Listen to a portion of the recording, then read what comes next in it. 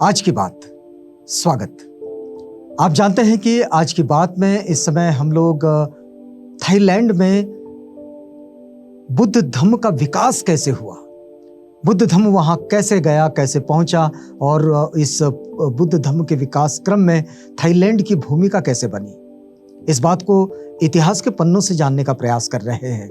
ये जो संशोधन, ऐतिहासिक संशोधन हमारे पास है, ये ऐतिहासिक संशोधन भदंत डॉक्टर सावंगी मेधनकर जी का है, जिन्हें भिक्षु मेधनकर के नाम से लोग जानते हैं। तो आइए इस कड़ी में आगे बढ़ते हैं। देखिए, 13वीं शताब्दी में मीनम उपत्यका में 2 थाई सरदार कंबोज के सामंत के तौर पर शासन करते थे। कंबोज के सामंत के तौर पर 2 थाई सरदार शासन करते थे और उनमें से एक को कंबोज राजा ने श्री इंद्रपति द्रादित्य की उपाधि दी थी। श्री इंद्रपति द्रादित्य। इस प्रकार सुखोही का राज्य अस्तित्व में आया और सुखोदयी के राज्य विस्तार के लिए कंबोज के प्रथम राजा श्री इंद्रपति द्रादित्य ने सुखोदयी के राज्य विस्तार के लिए कंबोज के राजा को एक भूमि का मूल्य दिया और इसी प्रकार अपने पश्चिमी पड़ोसी को भी भूमि के लिए धन दिया। देखिए, ये उस वक्त की एक अलग सी व्यवस्था, मतलब राजा दूसरे राजा को, दूसरे सरदार को अपने साथ जोड़कर फिर उनको उस भूमि के लिए कुछ धन देना और वहां पर अपना एक राज्य स्थापित करना, और ये एक दूसरे से मिलकर भी कुछ कबीले जो हैं वो कबीले बड़े राज्य में बदलते रहे, परिवर्तित होते रहे। तो देखिए, कंबोज और अन्य पड़ोसी राज्यों को सियाम का पृथक अस्तित्व मानना पड़ा। जब कंबोज उधर इन सारे लोगों को तैयार कर रहा था, उनको जमीन दे रहा था, तब उसे ये मानना पड़ा कि सियाम ये एक पृथक अस्तित्व है इनका और इनका एक अलग से स्थान है। इसके बाद सुखोदयी के प्रथम राजा का ज्येष्ठ पुत्र और उसके पश्चात कनिष्ठ पुत्र राम खमेंग ईस्वी सन 1283 में सुखोदयी के सिंहासन पर बैठा। तो राजा राम सबसे बड़े सियामी राजाओं में से एक था। थाईलैंड में जितने बड़े राजा हुए हैं, उन बड़े राजाओं में राजा राम ये सबसे महत्वपूर्ण राजा था। हम थाईलैंड की बात कर रहे हैं। उसने सियामी भाषा के लिए वर्णमाला बनाने का महत्वपूर्ण कार्य किया है। सियामी भाषा जो थी, उस भाषा के लिए वर्णमाला बनाने का काम ये राजा राम ने किया और अपने शिलालेखों में वह यह विज्ञापित करता है कि पहले सियामी लिखने के कोई अक्षर नहीं थे। 1025 से 1283 की यह बात है। तो 1025 अजवर्ष में राजकुमार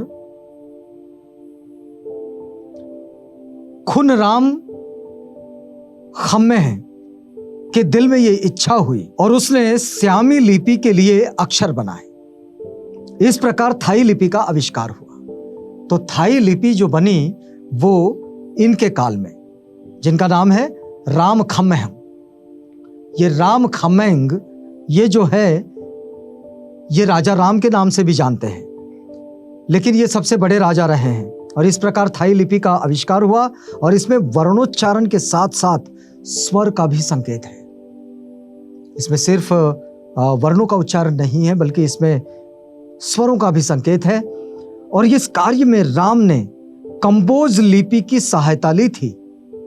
कंबोज में पहले से जो लिपि उपलब्ध थी, प्रचलित थी, उसी लिपि के आधार पर सियाम में थाई लिपि का आविष्कार हुआ। और तो कंबोज में ये जो लिपि पहले से प्रचलित थी, उस लिपि को आधार बनाकर थाई लिपि को आगे बढ़ाया गया।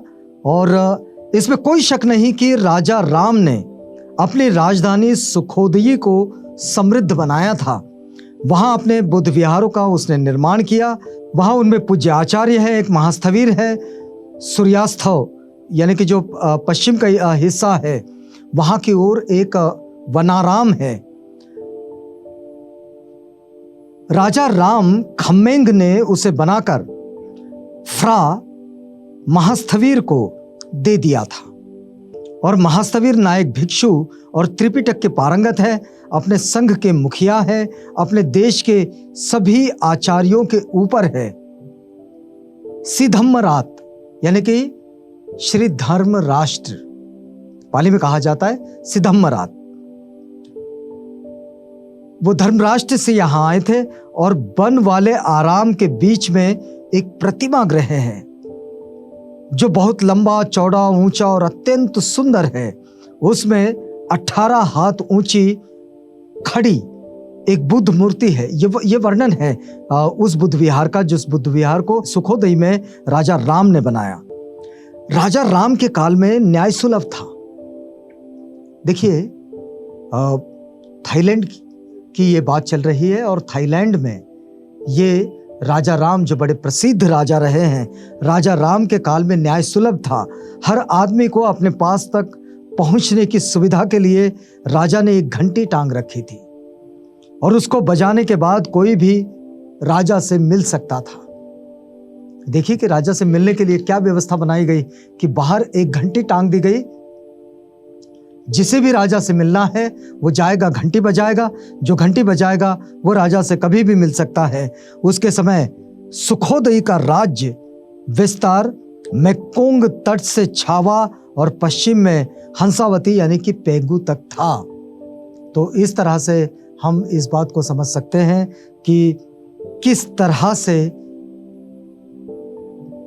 थाई समुदाय जो है वो एक विकास की प्रक्रिया में आगे बढ़ता चला गया, लेकिन उसके विकास की इस प्रक्रिया में बुद्ध धम्म और बौद्ध जीवन शैली ये बड़े महत्वपूर्ण अंग रहे हैं उसके। तो इस कड़ी में यहाँ पर रुकेंगे क्योंकि ये वक्त पूरा होता है। अब से मिलेंगे अगली कड़ी में, वादा करते हैं। अब इजाजत दीजिएगा।